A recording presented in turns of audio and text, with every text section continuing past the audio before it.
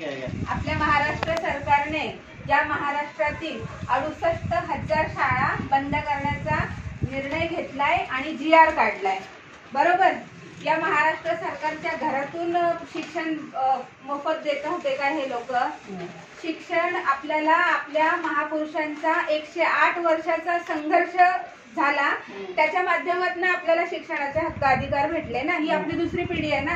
मग आपली ही दुसरी पिढी आज शिक्षण घेऊन क्लास 1 ते क्लास 4 ऑफिसर, वकील, डॉक्टर, इंजिनियर ही दुसरीच पिढी आपली बनायची. बरोबर. म्हणजेच एकूण एक आपला बहुजन समाज आहे तो चांगल्या प्रकारे शिक्षण घेऊन चांगल्या पोस्टवर गेलाय, त्यांची उन्नती होत आहे, तरक्की होत आहे. हे सगळं थांबवण्यासाठी या सरकारने काय केलंय?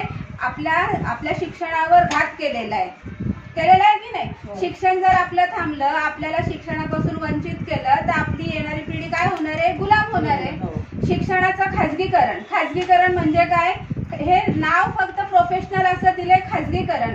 एखादा उद्योगपती जेव्हा एखादी सरकारी शाळेचा आता लिलाव होणार, ही शाळा 5 लाखाला 10 लाखाला, मग उद्योगपती तिथं येणार, मी 10 लाखाला घेतो, 15 लाखाला घेतो, 20 लाखाला घेतो. बरोबर.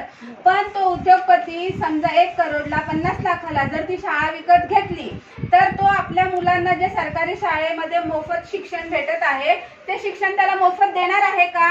नाही देणार. मग तो काय करणार? पहिल्या वर्षी त्याची 1000 रुपये 500 रुपये लावेल, दुसऱ्या वर्षी 1000 रुपये लावेल, असं करून 5-5 हजार आवड त्याच्या मर्जीप्रमाणे फी लावणार. मग आता बहुतांश आपला जो बहुजन समाज आहे त्यांना शिक्षण घेणं शक्य होईल का? नाही. मग ते काय होणार? घरात बसणार. शिक्षणापासून आपला बहुजन समाज वंचित होणार आणि पुन्हा एकदा गुलामीकडे आपल्या समाजाला कसं ढकलायचं हे मोठं षडयंत्र या सरकारचं चालू आहे. आणि हे षडयंत्र हाणून पाडण्यासाठी हे जे त्यांनी शाळा बंद केल्यात, हे आपण त्याच्यासाठी महामेळावा घेतो. येणाऱ्या 25 तारखेला मुंबईच्या बीकेसी ग्राउंड वरती हा महामेळावा होतोय. भारत मुक्ती मोर्चाचे जे राष्ट्रीय आमचे नेतृत्व करतात वामन मिश्राम साहेब, हे सतत म्हणजे जेवढे मुद्दे सरकार जेवढं आपल्यापासून जे काही हिसकावून घेण्याचं काम करतंय त्याला थांबवण्याचं काम आम्ही आमच्या संघटनेच्या माध्यमातून करतो. आणि ह्या टायमाला शिक्षण, पेन्शन आणि आरक्षण हे 3 मुद्दे घेऊन हा महामेळावा आयोजित केलेला आहे. तर तुम्ही पण 25 फेब्रुवारीला दुपारी 2 वाजता या महामेळाव्यासाठी उपस्थित राहावे, मी असं संघटनेच्या वतीने तुम्हाला विनंती करते.